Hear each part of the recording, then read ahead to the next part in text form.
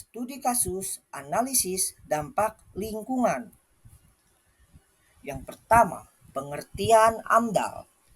AMDAL atau analisis mengenai dampak lingkungan adalah sebuah kajian formal yang menilai dampak potensial dari suatu rencana usaha atau kegiatan terhadap lingkungan hidup, baik secara fisik, kimia, biologi, sosial ekonomi, maupun budaya.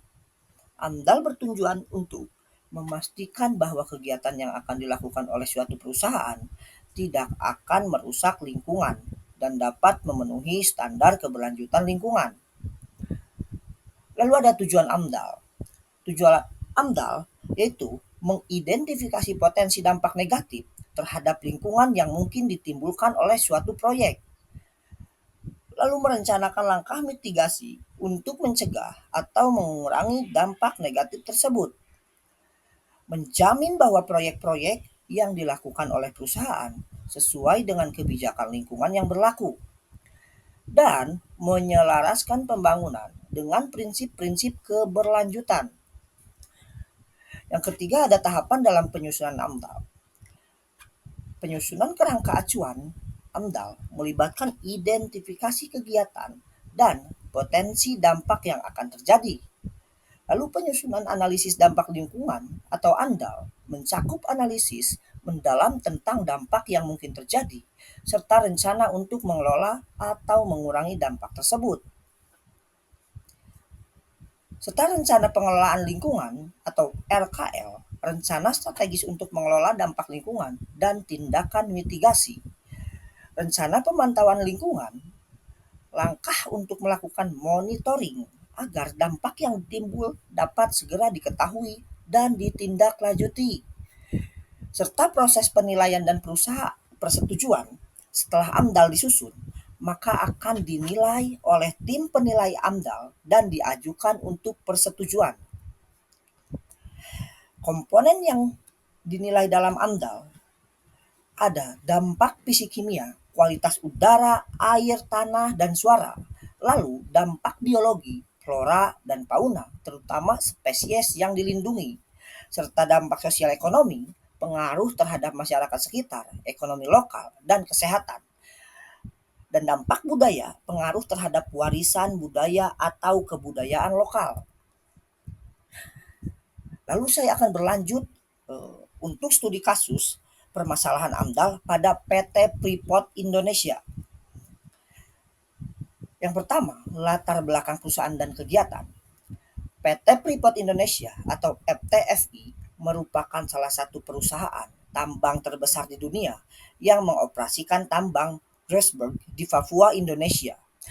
Operasi PT FI melibatkan ekstraksi emas dan tembaga dalam jumlah besar dengan dampak lingkungan yang signifikan. Kegiatan pertambangan ini mencakup penggunaan bahan peledak, ekstraksi mineral, dan pembuangan taling limbah tambang ke sungai. Permasalahan AMDAL yang dihadapi PT Freeport Indonesia mengalami berbagai permasalahan terkait AMDAL, terutama dalam aspek pengelolaan limbah dan dampaknya terhadap lingkungan serta masyarakat setempat.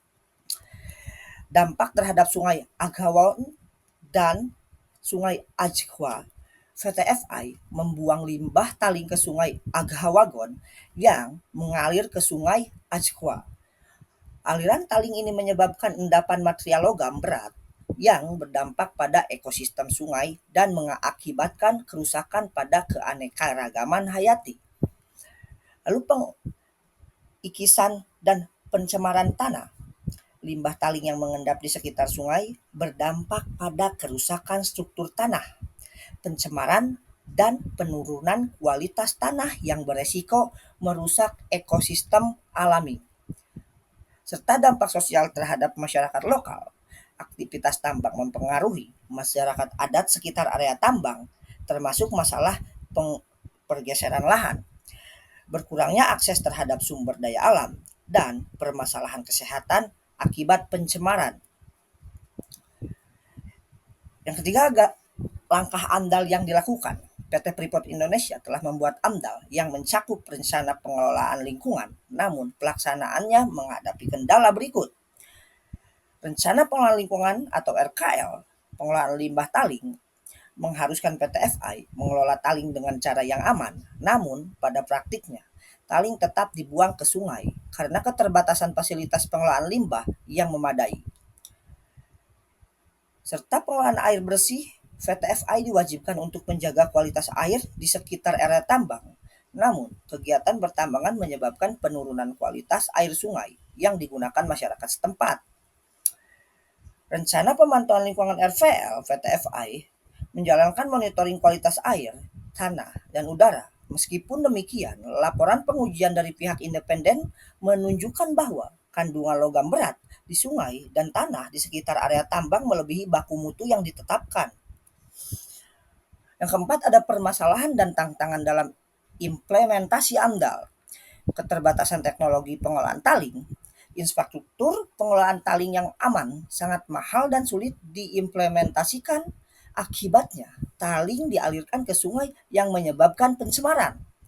Ketidaksesuaian dengan rencana AMDAL. Dalam pelaksanaan AMDAL, terdapat ketidaksesuaian antara rencana dan praktik di lapangan, seperti aliran taling langsung ke sungai yang seharusnya diminimalisasi, dan ketidakpuasan masyarakat lokal. Dampak lingkungan dari kegiatan tambang menimbulkan ketidakpuasan dari masyarakat sekitar. Mereka mengeluhkan dampak kesehatan pencemaran dan kerusakan lingkungan yang mempengaruhi kehidupan sehari-hari. Yang kelima, ada upaya penyelesaian dan perbaikan. Pemerintah dan PT FI mencoba beberapa solusi untuk mengatasi permasalahan lingkungan tersebut. Rehabilitas sungai. PT FI diwajibkan untuk melakukan rehabilitasi pada daerah aliran sungai yang berdampak, meskipun proses ini berlangsung lama dan membutuhkan biaya besar. Penyusunan ulang AMDAL, pemerintah meminta PT FI untuk melakukan revisi AMDAL yang lebih ketat agar sesuai dengan standar lingkungan yang berlaku dan menyesuaikan praktik pengelolaan limbah, serta pendanaan kompensasi lingkungan dan sosial. PT FI menyediakan kompensasi kepada masyarakat adat yang terdampak, termasuk fasilitas kesehatan, pendidikan, dan pengembangan ekonomi lokal.